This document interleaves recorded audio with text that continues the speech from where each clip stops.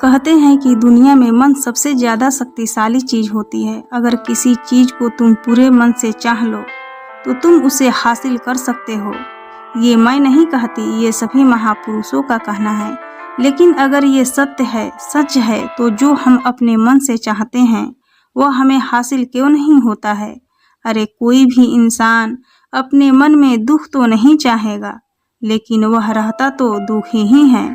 हर इंसान अपने मन से तो कामयाब होना चाहता है, वह बहुत सारा पैसा कमाना चाहता है, लेकिन वह फिर भी कामयाब नहीं होता। भला ऐसा कौन इंसान होगा दुनिया में जो अपना मन में ये चाहेगा कि ना कामयाब रहूं या मैं पैसा ना कमाऊं। यह तो सोचने की बात है। तो इसमें दो चीजें निकल कर आती है, या तो वह महापुरुष गलत थे जिन्होंने ये बात बोली कि मन चाही हुई चीज हासिल हो जाती है, या फिर हम गलत हैं। आज के कहानी जो मैं सुनाने वाली हूँ उसमें आपको एक ऐसा मंत्र मिलेगा, उसे समझने के बाद आपको एक ऐसा मंत्र पता चलेगा जिससे आप ये समझ पाएंगे कि अपने मन से कोई भी चीज कैसे करवाई जाती है, मन में किसी भी बात का बीज कैसे बोया जाता है। ये इस कहानी से आपको अच्छी तरह से समझ में आ जाएगा और इससे आप ये भी समझ पाएंगे कि आकर्षण का नियम, लव अट्रैक्शन कैसे काम करता है। कहानी छोटी सी है मगर बहुत ही गहरी है। इससे पहले कि आप इस कहानी के भावनाओं में खो जाए, इस चैनल को सब्सक्राइब जरूर कर ले। तो चलिए कहानी को शुरू करते हैं। एक बार की बात है, एक व्यक्ति के जीवन में सिर्फ दुख ही दुख थे। वह जो भी काम करता उस बेचारे को वह काम पूरा ही नहीं होता। घर में आता तो घर में कलेश बना रहता, किसी से मदद मांगता तो कोई उसे मदद नहीं करता। ऐसा लगता था कि चारों ओर से दुखों का पहाड़ उसी पर टूट पड़ा है। उसे समझ नहीं आ रहा था कि मैं दुखों से पार कैसे पाऊं। दिन रात यही सोचता रहता कि अपने दुखों से छुटकारा कैसे पाना है। इसी कारण से वह रात में ठीक से सो भी नहीं पा रहा था। उसके आंखों के नीचे बड़े बड़े काले घेरे बन गए थे, जो इस बात का सबूत थे कि वह व्यक्ति कितना दुखी है और कितना चिंतित है। कभी कभी उसके मन में आत्महत्या करने के भी ख्याल आते थे, लेकिन वह अपना परिवार के बारे में सोचकर वह ये कदम नहीं उठाता था।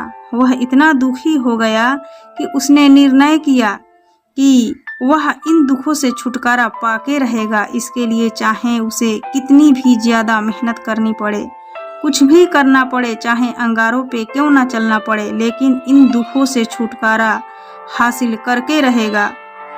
ऐसे ही एक दिन उसने अपने मित्र से पूछा कि मैं अपनी जीवन को कैसे सुधारूं। उस व्यक्ति के मित्र ने बताया कि तुम किसी ज्ञानी बाबा के पास जाओ। बाबाओं के पास ऐसा मंत्र होता है कि जिससे सारे दुख मिट जाते हैं, जीवन खुशियों से भर जाता है और धन संपदा भी हासिल हो जाता है। तुम किसी ऐसे बाबा को ढूंढ लो, बस तुम्हारा काम बन जाएगा। उस व्यक्ति के मन में यह बात पूरी तरह से बैठ गई कि कोई ज्ञानी बाबा ही मेरा दुख दूर कर सकता है, और इसीलिए उसे किसी भी बाबा के बारे में पता चलता तो उस बाबा के पास पहुंच जाता और बाबा को अपना समस्या बताता और उससे उसके समाधान पूछता और कहता कि बाबा मैं कुछ भी करने के लिए तैयार हूँ, लेकिन मुझे मेरी समस्याओं से छुटकारा दिला दीजिए। आप जो कहेंगे मैं वो करूँगा, लेकिन मेरे जीवन को सुधार दीजिए।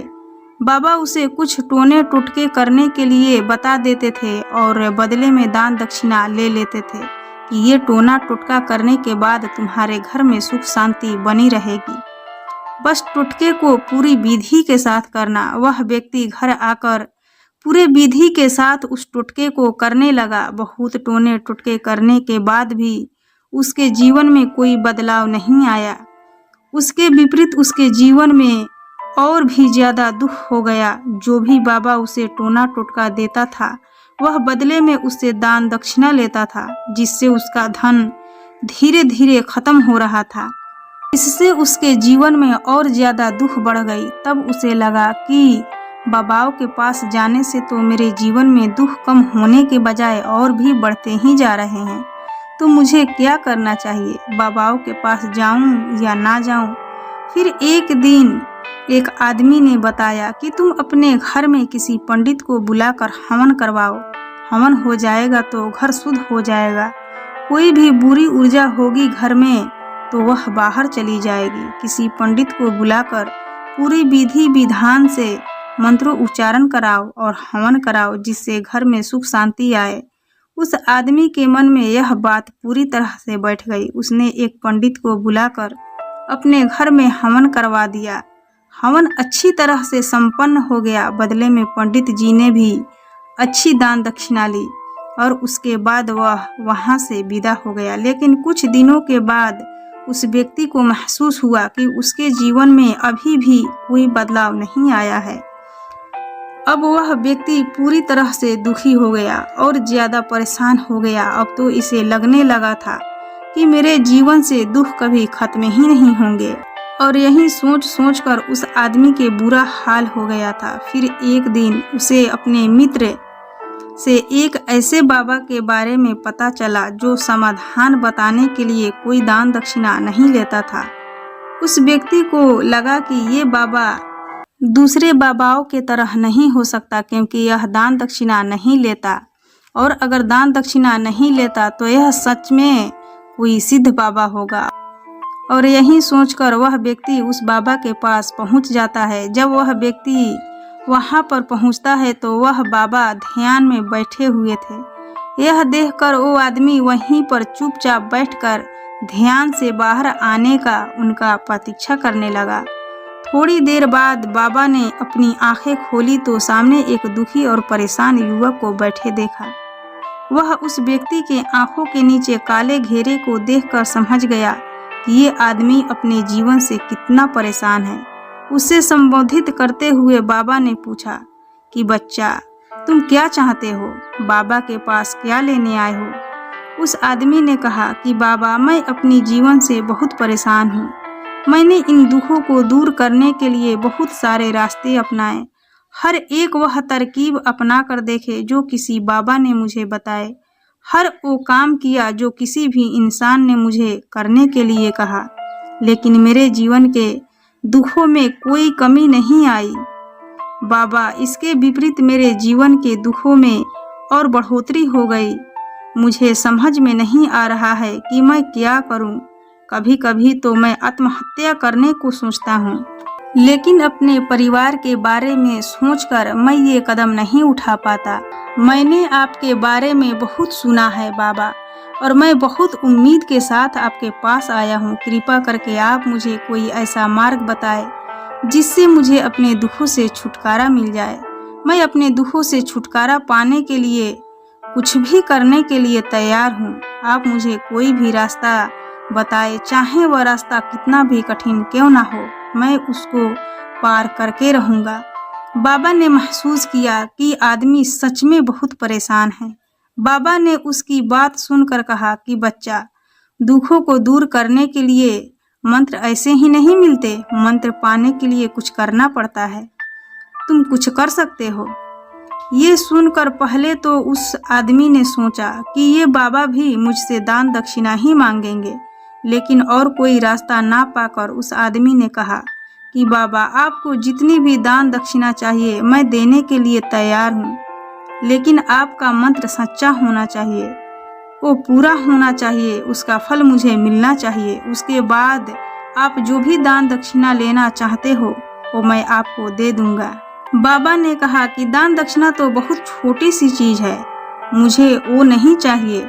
इस पर वो आदमी सोच विचार कर बोला, तो बाबा, मैं अंगारे पर भी चलने के लिए तैयार हूँ, आप मुझे बस आज्ञा दीजिए। बाबा ने कहा, अंगारों पर चलने वाली छोटी सी चीज मैं तुमसे नहीं कराने वाला। मैं तुमसे जो कराने वाला हूँ वह बहुत कठिन मंत्र है, उसे तुम पूरा कर पाओगे? वह आदमी ने कहा कि बाबा, आप मुझे बताइए तो सही कि मुझे करना क्या होगा, मैं कुछ भी करने को तैयार हूँ। इस पर बाबा ने उस आदमी से कहा, यहाँ से जब तुम अपने घर जाओगे तो रास्ते में अपने मन में दोहराते जाना कि मैं सुखी हूँ, मैं सुखी हूँ, मैं सुखी हूँ। बार बार अपने मन में यही दोहराना, और याद रहे जुबान पर ये नहीं आना चाहिए, इसे सिर्फ मन में ही दोहराना है। ये सुनकर वह आदमी बोला, बाबा बस इतनी सी बात, ये तो मैं चुटकी बजा कर लूँगा, लेकिन इससे होगा क्या? बाबा बोले, इस मंत्र को करके देखो, ऐसे भी तुमने बहुत सारे बाबाओं के मंत्र किए हो, तो इस मंत्र को भी करके देख लो। उस आदमी ने सोचा कि बाबा तो कुछ दान दक्षिणा तो ले नहीं रहे और छोटा सा मंत्र है, इसे तो मैं कर ही लूँगा। वो बोला, ठीक है बाबा, मैं ये मंत्र जरूर करूँगा। लेकिन वह जैसे ही चलने लगा, पीछे से बाबा ने बोला कि बच्चा, एक बात याद रखना, जब ये तुम मंत्र अपने मन में दोहराओगे तो तुम्हारे मन में बंदर का ख्याल नहीं आना चाहिए, बंदर का विचार भी नहीं आना चाहिए, तो ही ये मंत्र सिद्ध होगा। वो आदमी बोला, मुझे तो आज तक बंदर का कोई विचार नहीं आया, तो अब क्यों आएगा? आप चिंता मत करिए बाबा, मैं बस मन में ये दोहराऊंगा कि मैं सुखी हूँ, मैं सुखी हूँ। इसके अलावा बंदर का कोई भी विचार मेरे मन में नहीं आएगा। ये कहकर वो आदमी वहाँ से चल दिया। वह अपने मन में दोहराने लगा कि मैं सुखी हूँ, मैं सुखी हूँ। ये दोहराता हुआ थोड़ी दूर चला था कि उसके मन में अचानक बंदर का ख्याल आ गया। बंदर का ख्याल एक बार आया और चला भी गया, लेकिन उस आदमी ने सोचा कि आज तक तो मेरे मन में बंदर का कोई भी ख्याल नहीं आया, ये आज बंदर का विचार मेरे मन में कैसे आ गया? और ऐसे करके उसने उस बंदर के विचार को पकड़ लिया और ये भूल गया कि मुझे कौन से मंत्र दोहराने हैं, और वह बंदर के बारे में सोचने लगा। जब थोड़े देर बाद उसे फिर से होश आया तो वह फिर से अपना वही मंत्र दोहराने लगा जो बाबा ने उसे बताया था, मैं सुखी हूँ, मैं सुखी हूँ। लेकिन अचानक से उसके सामने एक बंदर दिखाई दिया और ये देखकर फिर से उसके मन में बंदर का विचार उठ गया और वो अपने अंदर से इस विचार को निकाल कर फेंकना चाहता था। वो चाहता था कि मेरे अंदर किसी भी तरह वो बंदर का ख्याल ना आए, लेकिन उसे तो सामने ही बंदर ही दिखाई दे गया। ऐसे ही जद्दोजहद करके वो घर पे पहुंचा और घर पे पहुंचने के बाद अपनी पत्नी को कहा कि ए बंदरिया, मुझे खाने में बंदर परोस दो। उसे एहसास हुआ कि उसने क्या बोल दिया, तो वो अपना बाल नोचने लगा, वो दीवारों में सर मारने लगा कि आज तक मेरे अंदर बंदर का कोई विचार नहीं आया और आज मुझे ये क्या हो गया है कि मुझे हर जगह बंदर ही बंदर नजर आ रहे हैं, ये कैसी माया है। यही सोच सोच कर वह आदमी रात भर सो नहीं पाया, रात भर करवटें बदलता रहा और सुबह उठकर सीधे उस बाबा के पास पहुंच गया और उस बाबा के चरणों में गिरकर कहा कि बाबा, पता नहीं क्या चमत्कार हो रहा है, आज तक मुझे बंदर का कोई भी विचार नहीं आया, लेकिन कल से जब से आपने मुझसे कहा है कि बंदर का विचार मन में नहीं आना चाहिए, तब से मुझे हर जगह बंदर ही बंदर नजर आ रहे हैं। उस आदमी ने कहा कि बाबा, मुझे तो आपके पीछे पेड़ पर बंदर केले खाते हुए दिखाई दे रहे हैं, ये हो क्या रहा है बाबा? ये सुनकर बाबा हंसने लगे। बच्चा, मन का जाल एक ऐसा जाल है जिसे समझ पाना इतना आसान नहीं है। बंदर तो तुम्हारे रास्ते में पहले भी आते थे। जब तुम मेरे पास आए थे तो इन्हीं पेड़ों पे ये बंदर घूम रहे थे, लेकिन तब तुम्हारे ध्यान में ये बंदर नहीं था, तब तुम्हारे ध्यान में सिर्फ अपना दुख थे। इसके बाद बाबा ने उसे बताया कि बच्चा, हम जिस चीज से भी दूर भागना चाहते हैं, वही चीज हमारे मन में बहुत गहरे से प्रवेश हो जाती है, वह हमारे अंतर मन में समा जाती है। असल में हम जिस चीज से छुटकारा पाना चाहते हैं, उससे छुटकारा पाना इसलिए चाहते हैं कि वे हमारे साथ बहुत गहरे से जुड़ी हुई है और हम जितना ही उसे छुटकारा पाना चाहते हैं, वो उतना ही गहरी हमारे मन में बैठती चली जाती है और आखिरकार वो हमारे अंतर मन में छा जाती है। ऊपर से तो हम चाहते हैं कि सुखी होना, कि मैं सुखी हूँ, सुखी हूँ, हमारे होंठ भी यही बोलते रहते हैं, लेकिन हमारे मन में दुख समाये होते हैं, हमारे विचारों में, हमारे मन में दुख ही दुख दिखाई देते हैं। इसलिए अपनी जुबान से बार बार ये बोलने से कि मैं सुखी हूँ, हम सुखी नहीं होंगे जब तक ये मंत्र हमारे अंतर मन में प्रवेश नहीं होगा। इस पर वह आदमी ने पूछा कि बाबा, लेकिन ये मंत्र हमारे अंतर मन में प्रवेश कैसे होगा? ये सुनकर बाबा ने कहा कि बच्चा, अपने दुखों से लड़ना बंद कर दो। जब तक तुम अपने दुखों को दूर करने को सोचते रहोगे तब तक वह दुख तुमसे चिपके रहेंगे, तब तक वह दुख तुम्हारे अंतर मन पर अपना राज जमाए बैठे रहेंगे। और जिस दिन तुम उन दुखों के बारे में सोचना नहीं छोड़ दोगे, उन दुखों से छुटकारा पाना ही नहीं चाहोगे, उसी दिन से तुम्हारे जीवन से सारा दुख गायब हो जाएंगे। क्योंकि किसी भी चीज़ से छुटकारा पाने के लिए हमें उस चीज़ के बारे में सोचना पड़ता है, और हम जितना ही उस चीज़ के बारे में सोचते हैं वो उतनी ही गहरी हमारी मन में प्रवेश होती चली जाती है। हम अधिकतर समय दुखों के ही बारे में सोचते हैं। हम यही सोचते हैं कि हमारे जीवन में दुख है और हमें इससे छुटकारा पाना है। इसी वजह से बार बार सोचने से वो दुख हमारे अंदर प्रवेश हो जाते हैं और हमें एहसास भी नहीं होता है। इसीलिए अगर तुम दुखों से छुटकारा पाना चाहते हो, दुखों से छुटकारा पाने के बारे में सोचना छोड़ दो तो तुम्हें दुखों से छुटकारा मिल जाएगा। अक्सर आदमी धूम्रपान छोड़ना चाहता है, शराब छोड़ना चाहता है, सुबह अपने आप से वादा करता है कि कोई भी गलत काम नहीं करूँगा, लेकिन जब शाम को लौटता है तो नशे में चूर होकर लौटता है। ऐसा क्यों होता है कि हम जो सोच रहे हैं वो पूरा कर ही नहीं पा रहे हैं।